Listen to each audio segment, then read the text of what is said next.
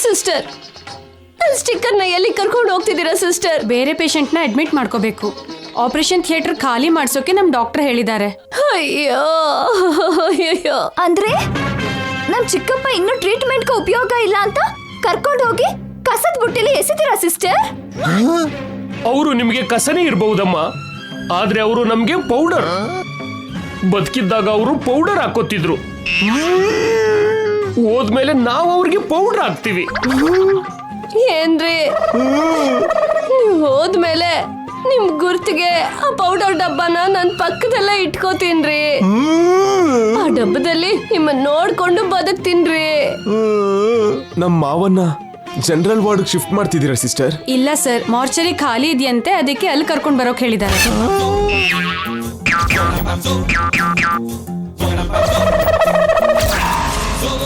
ಅಲ್ಲಿ ಒಳ್ಳೆ ಶವದ ಪಕ್ಕದಲ್ಲಿ ನಮ್ ಚಿಕ್ಕಪ್ಪಂಗೆ ಪ್ಲೇಸ್ ಕೊಡಿ ಸಿಸ್ಟರ್. ಅವ್ರಿಗೆ ಮೊದ್ಲೇ ಕೆಟ್ಟ ವಾಸನೆ ಆಗಲ್ಲ. ನರ್ಸ್, ಮಾರ್ಚರಲ್ಲಿ ಎಸಿ ಕರೆಕ್ಟ್ ಆಗಿದೆಯಾ? ಯಾಕಂದ್ರೆ ಇವರು ಮನೆ ಅಳಿನಾಗಿ ತಂಪಾಗಿ ಬದುಕ್ದವರು, ತಂಪಾಗಿ ಇರ್ಬೇಕು. ಗುಡ್ ಬೈ ಮಾವ. ನಿಮ್ಗೆ ಈ ತರದ ಸೆಂಡ್ ಆಫ್ ಕೊಡ್ತೀವಿ ಅಂತ ನಾನು ಅನ್ಕೊಂಡಿರ್ಲಿಲ್ಲ. ಹ್ಯಾಪಿ ಜರ್ನಿ ಅಣ್ಣ. ಸ್ವರ್ಗಕ್ಕೆ ಹೋದ್ಮೇಲೆ ಸೇಫ್ ಆಗಿ ರೀಚ್ ಆದೆ ಅಂತ ಒಂದು ಮೆಸೇಜ್ ಮಾಡಿ. ನೀನ್ ಹುಷಾರು ಕೃಷ್ಣ, ಆಗಾಗ ಫೋನ್ ಮಾಡ್ತಾ ಇರು. ಇದು ಒಂದು ಜೀವನ. ಫೋನ್ ಯಾಕೆ, ಡೈರೆಕ್ಟ್ ಆಗಿ ಇಮೇಲ್ ಮಾಡ್ತೀನಿ. ಅಲ್ಲ, ನೀವೆಲ್ಲ ನನ್ನ ಬಗ್ಗೆ ಏನ್ ಅಂದ್ಕೊಂಡಿದ್ದೀರಿ?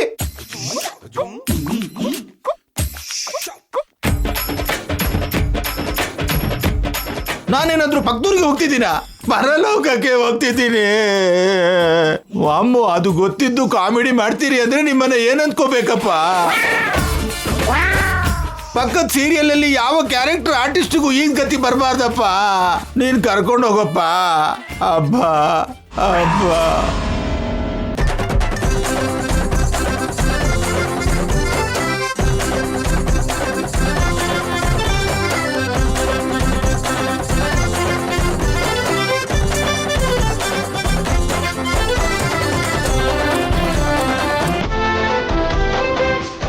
ನಿಲ್ಸೇ!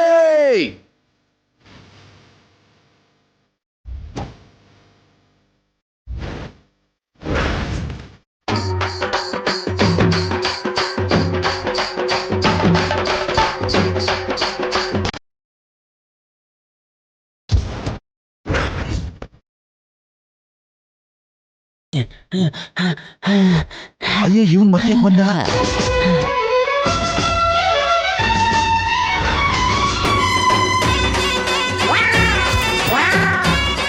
ನಿಲ್ಸೆ ನಿಲ್ಸೆ. ಸ್ಲೋ ಮೋಷನ್ ಅಲ್ಲೇ ಬಂದ್ರಲ್ಲ, ಸೂಪರ್ ಫಾಸ್ಟ್ ಟ್ರೈನ್ ತರ ಬಂದ ಹಾಗೆ ಉಸಿರು ಬಿಡ್ತಾ ಇದೀರಲ್ಲ. ಒಂದ್ ಮುಖ್ಯವಾದ ವಿಷಯ ಹೇಳ್ಬೇಕಮ್ಮ. ಏನ್ ಡಾಕ್ಟರ್, ಮಾರ್ಚಲ್ಲಿ ಕೂಡ ನಮ್ಮ ಕೃಷ್ಣ ಸರ್ಗೆ ಪ್ಲೇಸ್ ಇಲ್ವಾ? ಇಲ್ಲ. ಅಯ್ಯೋ ದೇವ್ರೇ, ನನ್ ಗಂಡಗ್ ನನ್ ಪಕ್ಕ ಮಾತ್ರ ಪ್ಲೇಸ್ ಇಲ್ಲ ಅಂತ ಅನ್ಕೊಂಡೆ. ಮಾರ್ಚರಿಲ್ ಕೂಡ ಇಲ್ವಾ? ವಾಸನೆ ಬರೋ ಶವದ ಪಕ್ಕನೆ ಪ್ಲೇಸ್ ಕೊಟ್ರು ಪರವಾಗಿಲ್ಲ ಡಾಕ್ಟರ್. ಪೌಡರ್ ಹಾಕೊಂಡು ಅಡ್ಜಸ್ಟ್ ಆಗ್ತಾರೆ. ಹಾಗಲ್ಲ. ಅಂದ್ರೆ ಅಂದ್ರೆ ನೀವ್ ಹೇಳೋದು ಏನು ಡಾಕ್ಟರ್? ಇವ್ರನ್ನ ಕರ್ಕೊಂಡೋಗಿ ಡೈರೆಕ್ಟ್ ಆಗಿ ಮಣ್ಣು ಮಾಡಿ ಅಂತೀರಾ? ಅಗತ್ಯ ಇಲ್ಲ.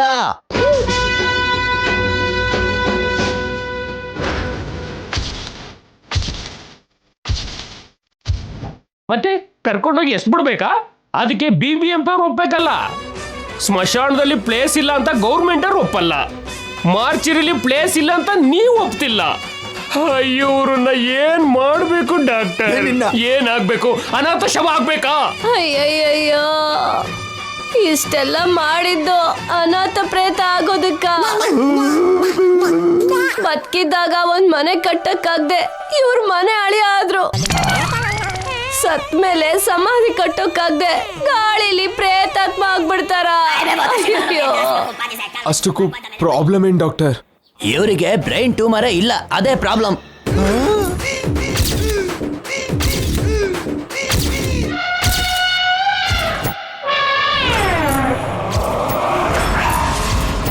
ರೋಗ ಇಲ್ದಿದ್ದು ಪ್ರಾಬ್ಲಮ್ ಅಂತಾನಲ್ಲ ದರಿದ್ರ.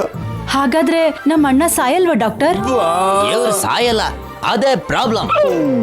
ಅಂದ್ರೆ ನಮ್ ಕೃಷ್ಣನ್ ಆರೋಗ್ಯ ಚೆನ್ನಾಗಿದ್ಯಾ ಡಾಕ್ಟರ್? ಎಲ್ಲ ಚೆನ್ನಾಗಿದೆ, ಅದೇ ಪ್ರಾಬ್ಲಮ್. ಮತ್ತೆ ಟ್ಯೂಮರ್ ಅಂತ ಯಾಕಂದ್ರೆ ಡಾಕ್ಟರ್? ರಿಪೋರ್ಟ್ ಬದಲಾಗಿದೆ, ಅದೇ ಪ್ರಾಬ್ಲಮ್.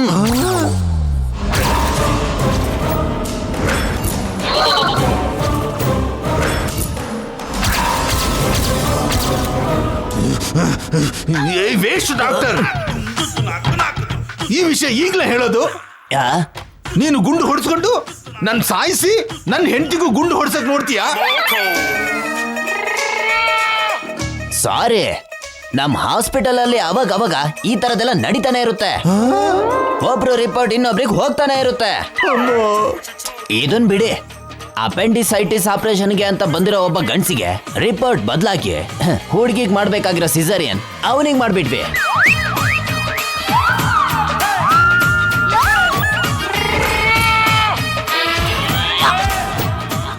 ಹೆಣ್ಮಗು ಹುಟ್ಟಿದ್ದ ಗಂಡ್ ಮಗು ಹುಟ್ಟಿದ್ದ ಡಾಕ್ಟರ್?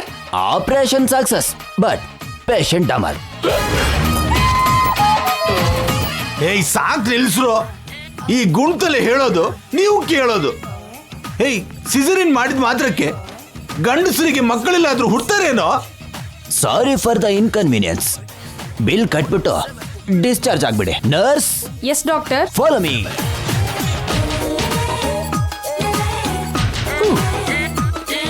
ಏನಂದ್ರೆ ಅಬ್ಬಾ ನೀವ್ ಸೇಫು. ಮಾವಂಗ್ ಏನು ಆಗ್ಲಿಲ್ವಲ್ಲ? ಹೌದ್ ಕಣೋ, ನನ್ ಸ್ಟಿಕ್ಕರ್ ಗಟ್ಟಿನೇ. ಅಣ್ಣ ಗಟ್ಟಿ ಪಿಂಡ ಅನಿಸ್ಕೊಂಡ್ರು. ಇನ್ನು 100 ವರ್ಷ ನಿನ್ಗೇನು ಆಗಲ್ಲ ಕೃಷ್ಣ. ಚಿಕ್ಕಪ್ಪ ಬದುಕಿ ಬಚಾವಾದ್ರು, ಇವತ್ತು ಹಬ್ಬನೇ. ನಿಜವಾದ ಹಬ್ಬ ಬೇರೆನೇ ಇದೆ ಮೇಡಮ್. ಏನ್ ನಾಣಿ? ರಿಪೋರ್ಟ್ ಅದ್ಲು ಬದ್ಲು ಆಗೋದು ಈ ಹಾಸ್ಪಿಟಲ್ ಅಲ್ಲಿ ಕಾಮನ್ ಅನ್ಸುತ್ತೆ ಸರ್. ಅವತ್ತು ಮೇಡಮ್ ಮೆಟ್ಲಿಂದ ಕೆಳಗಡೆ ಬಿದ್ದಾಗ ಈ ಹಾಸ್ಪಿಟಲ್ಗೆ ಕರ್ಕೊಂಡು ಬಂದಿದ್ವಿ.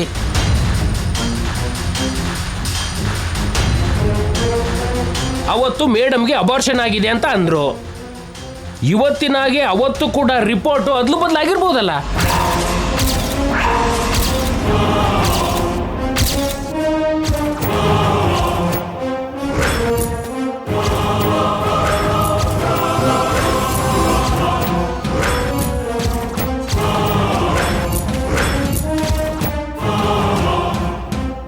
ಅಂದ್ರೆ ಏನು ನಾಣಿ ಅವ್ರೆ? ಅಬೋರ್ಷನ್ ಆಗಿರೋ ಬೇರೆ ಯಾರ್ದು ರಿಪೋರ್ಟ್ನ ನನ್ನ ರಿಪೋರ್ಟ್ ಅಂದ್ಕೊಂಡು ನನಗೆ ಅಬೋರ್ಷನ್ ಆಗಿದೆ ಅಂತ ಹೇಳಿದ್ರು ಅಂತೀರಾ? ಎಕ್ಸಾಕ್ಟ್ಲಿ ಮೇಡಮ್, ಹಾಗೇ ಆಗಿರುತ್ತೆ. ಹೋಗಿ ಆ ಡಾಕ್ಟರ್ನ ಕೇಳೋಣ ನಡೀರಿ. ಜೈ ಸೂರ್ಯ ಅವರೇ,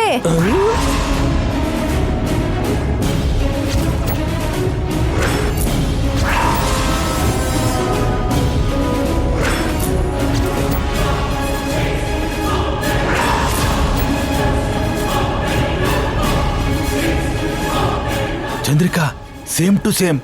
ಆಗ್ಲೇ ಆ ಗುಂಡು ತಲೆ ಬಂದ ಹಾಗೆ ಈಗ ಈ ಡಾಕ್ಟರ್ ಬರ್ತಿದ್ದಾರೆ.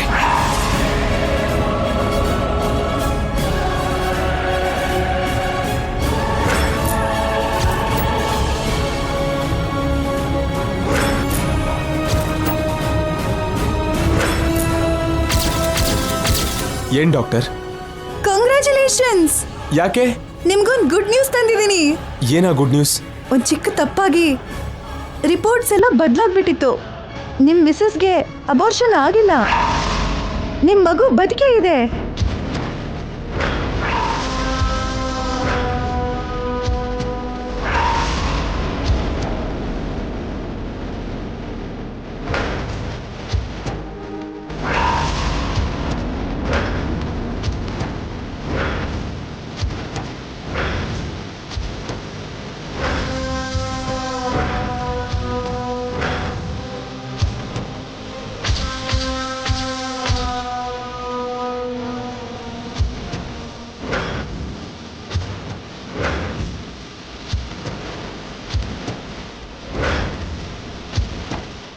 ಏನ್ ಡಾಕ್ಟರ್, ನನ್ನ ಬೇಬಿ ಬದುಕೇ ಇದೆಯಾ ನಿಜವಾಗ್ಲೂ? ಅಜ್ಜಿ, ನನ್ನ ಮಗು ಬದುಕಿದ್ಯಂತೆ. ಚಿಕ್ಕಮ್ಮ, ನನ್ನ ಮಗುಗೇನೂ ಆಗಿಲ್ವಂತೆ. ಅತ್ತೆ ಮಾವ, ನನ್ನ ಬೇಬಿ ಬದುಕಿದ್ಯಂತೆ. ನಾನಿ ಸರ್, ನನ್ನ ಬೇಬಿಗೇನೂ ಆಗಿಲ್ವಂತೆ. ನಾನು ಮೊದಲೇ ಹೇಳಿಲ್ವಾ sir? Ganga,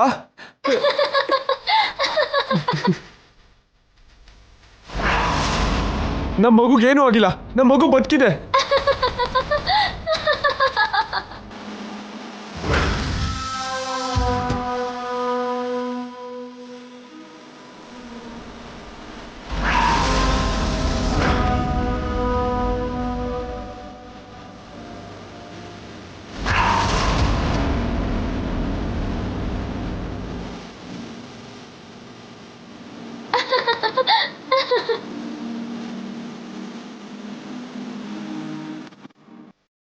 thank you so much doctor.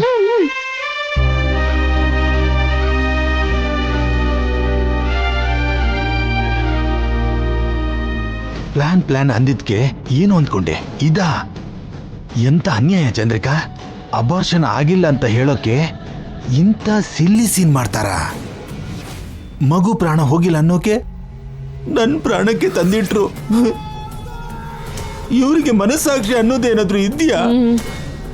ನಮ್ಮನ್ನು ಬಳಸ್ಕೊಳ್ಳೋದು ಅಂದ್ರೆ ಏನು ಅನ್ಕೊಂಡೆ, ಹೀಗೆ ಬಳಸ್ಕೊಂಡಿದ್ದಾರೆ ಅನ್ಕೊಂಡಿಲ್ಲ.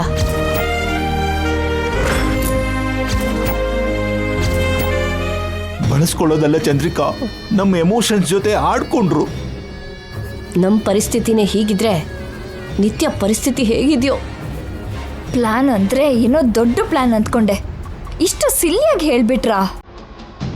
ಎಲ್ರನ್ನು ಬಫೋನ್ ಮಾಡಿ ನಿಜವಾದ ವಿಷಯ ಹೇಳ್ತೀಯಾ? ನೀನು ನಿಜವಾಗ್ಲೂ ಮಂಕಿನೇ.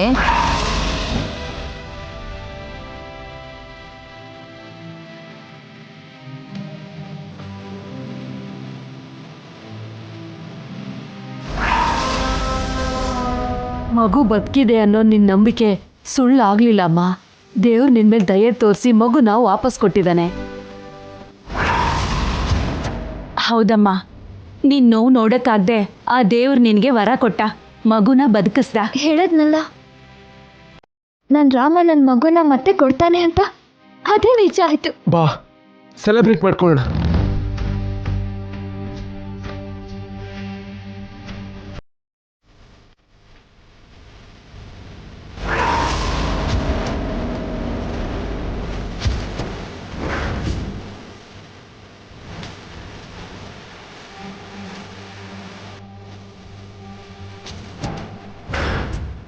ಏನೋ ಮಾಡೋದೆಲ್ಲ ಮಾಡಿ ಏನೋ ಆ ಲುಕ್ಕು?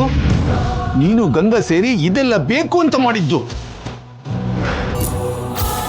ನಾನು ಸ್ಟಿಕ್ಕರ್ ಇಡೋದಕ್ಕೆ ಸ್ಟಾರ್ಟ್ ಮಾಡ್ದಾಗಿಂದ ಇಲ್ಲಿವರೆಗೂ ಈ ಸ್ಟಿಕ್ಕರ್ ಬಗ್ಗೆ ಇಷ್ಟೊಂದು tension ಮಾಡ್ಕೊಂಡಿರ್ಲಿಲ್ವೋ?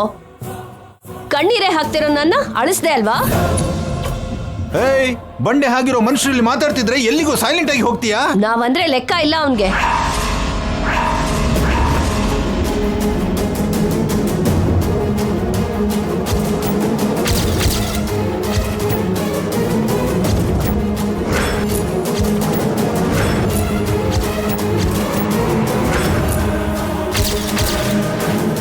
Excuse me madam,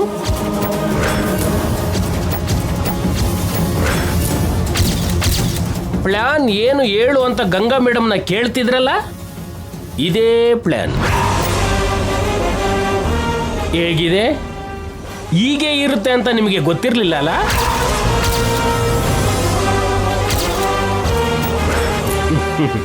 Ganga madam ಅಂದ್ರೇನೆ ಹೀಗೆ, ಏನ್ ಮಾಡಿದ್ರು ಎಕ್ಸ್ಪೆಕ್ಟ್ ಮಾಡ್ದಿರೋ ಹಾಗೆ ಮಾಡ್ತಾರೆ. ಎದುರಿಗಿರೋರ್ಗೆ ಶಾಕ್ ಆಗಿ ಮೈಂಡ್ ಬ್ಲಾಕ್ ಆಗೋಗುತ್ತೆ. ಅದೇ ಈಗ ನಿಮ್ಗಾದಾಗೆ. ಏನ್ ಚಂದ್ರಿಕಾ, ಹಾವಾಡಿಗನ್ ಮುಂದಿರೋ ಹಾವಿನ ತರ ಬುಸ್ಕೊಡ್ತಿದ್ದಾನೆ ಅವನು. ಅವಳಿವಾಗ ಹಾವು ಆಡ್ಸೋಳಲ್ಲ, ಹೊಲ್ ಕಿತ್ತಿರೋ ಹಾವು. ಹಳ್ಳಿಲಿದ್ದವಳು ಹೆಚ್ಚೇನು ಓದ್ಕೊಂಡಿಲ್ಲ, ಪ್ಲಾನ್ ಏನ್ ಮಾಡ್ತಾಳೆ ಅಂತ ಕಡಿಮೆ ಗೆಸ್ ಮಾಡಿದ್ರೇನೋ. ಆದ್ರೆ ಸಮುದ್ರದಲ್ಲಿ ಸುನಾಮಿ ಕೂಡ ಚಿಕ್ಕದಾಗೇ ಇರುತ್ತೆ. ಆಚೆ ಬಂದಾದ್ಮೇಲೆ ಅದರ ವಿಶ್ವರೂಪ ಏನು ಅಂತ ಗೊತ್ತಾಗೋದು. ಗಂಗಾ ಮೇಡಮ್ ಕೂಡ ಹಾಗೆ. ಅವ್ರ ಹೆಸರಿಗಷ್ಟೇ ರಾಮನ್ ಪಕ್ಕದಲ್ಲಿರೋ ಸೀತೆ. ಯುದ್ಧ ಶುರುವಾದ್ರೆ ಕೃಷ್ಣನ್ ಪಕ್ಕದಲ್ಲಿಟ್ಟು ನರಕಾಸುರನನ್ನು ಕೊಂದಿರೋ ಸತ್ಯಭಾಮೆ.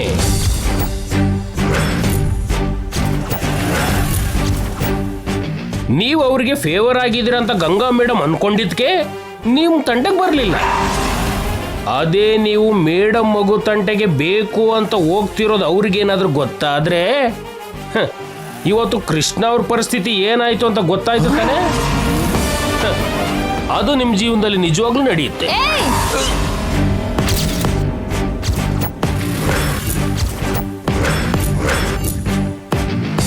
ಸಾರ್ ಮೇಲೆ ಇನ್ನೂ ಏನಾದ್ರೂ ಆಸೆ ಇದ್ರೆ ಬಿಟ್ಬಿಡಿ. ಇಲ್ಲ ಅಂದ್ರೆ ನಿಮ್ ಜೀವನನೇ ನೀವು ಹಾಳು ಮಾಡ್ಕೋಬೇಕಾಗತ್ತೆ. ಏನು ಏನು ಎಕ್ಸ್ಟ್ರಾ ಮಾತಾಡ್ತಾ ಇದ್ಯಾ? ಆಫ್ಟರ್ ಆಲ್ PA ನೀನು ನನಗೆ ವಾರ್ನಿಂಗ್ ಕೊಡ್ತೀಯಾ? ನಾನು ವಾರ್ನಿಂಗ್ ಕೊಡ್ತಿಲ್ಲ ಮೇಡಮ್, ನೀವು ನಮ್ಮ ಮೇಡಮ್ ತಂಗಿ ಅಲ್ವಾ ಅಂತ ಒಳ್ಳೇದನ್ನ ಹೇಳ್ತಾ ಇದ್ದೀನಿ. ನನ್ಗೆ ನೀನ್ ಬುದ್ಧಿ ಹೇಳೋದೇನೋ ಕೊಂದು ಬಿಡ್ತೀನಿ. ಏನೋ ಸಿಲ್ಲಿ ಪ್ಲಾನ್ ಮಾಡಿ ಅಬೋರ್ಷನ್ ಆಗಿಲ್ಲ ಅಂತ ಹೇಳ್ಸಿದ್ ಮಾತ್ರಕ್ಕೆ ಅವಳು ಗ್ರೇಟ್ ಅಂತ ಫೀಲ್ ಆಗ್ಬೇಡ.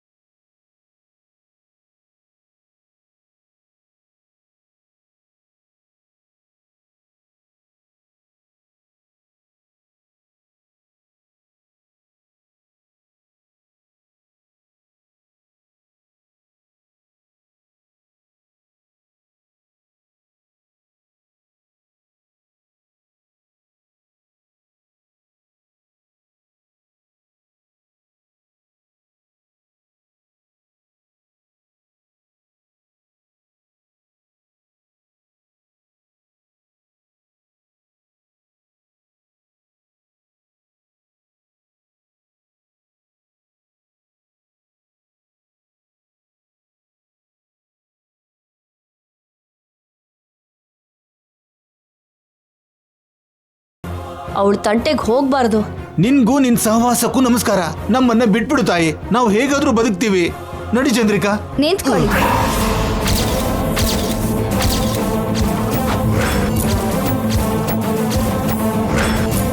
ನೀವು ನನಗೆ ಯಾವ ಹೆಲ್ಪು ಮಾಡಬೇಡಿ. ಜಸ್ಟ್ ಆ ಮನೇಲಿ ಏನಾಗುತ್ತೋ ಅದನ್ನ ಹೇಳಿ ಸಾಕು. ನಿಮ್ ಕೈ ಮಣ್ಣಾಗ್ದಿದ್ದ ಹಾಗೆ ನಾನೇನ್ ಮಾಡ್ಬೇಕೋ ಮಾಡ್ತೀನಿ.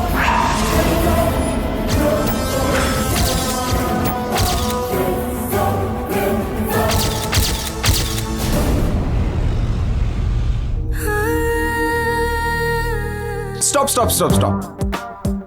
ಎಲ್ರೂ ಇಲ್ಲೇ ವೇಟ್ ಮಾಡಿ. ಯಾಕ್ರಿ? 1 ಮಿನಿಟ್ ಬಂಗಾರ.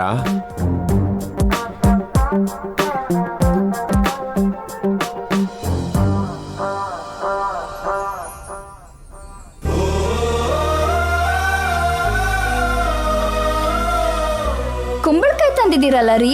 ಇದು ಬರೀ ಕುಂಬಳಕಾಯಿ ಅಲ್ಲ, ದೃಷ್ಟಿ ಕುಂಬಳಕಾಯಿ. ಇದ್ಯಾಕೋ? ಯಾಕೆ ಅಂತೀಯಲ್ಲ ಅಜ್ಜಿ? ಗಂಗನಿಗೆ ದೃಷ್ಟಿ ತೆಗೆಯೋದಕ್ಕೆ. ನನಗೆ ದೃಷ್ಟಿ ಯಾಕೆ? ಕಳ್ಕೊಂಡ್ ಮಗು ನಮಗ್ ಸಿಕ್ಕಿದೆ, ಅದಕ್ಕೆ. ಇಲ್ಲಿ ಕೊಡು ಕಂದ, ನಾನ್ ದೃಷ್ಟಿ ತೆಗಿತೀನಿ. ಇಲ್ಲ ಚಿಕ್ಕಮ್ಮ, ನಾನೇ ತೆಗಿತೀನಿ. ಗಂಡಸರು ನೀವ್ ದೃಷ್ಟಿ ತೆಗಿಯೋದೇನ್ರಿ? ಪರವಾಗಿಲ್ಲ ಮೇಡಮ್, ಸಾರ್ ಏನೋ ಆಸೆ ಪಡ್ತಿದ್ದಾರೆ. ನಾಣಿ ಸರ್, ಈ ಬೆಂಕಿ ಪಟ್ಟಣದಿಂದ ಕರ್ಪೂರ ಹಚ್ಚು. Okay sir. Excuse me.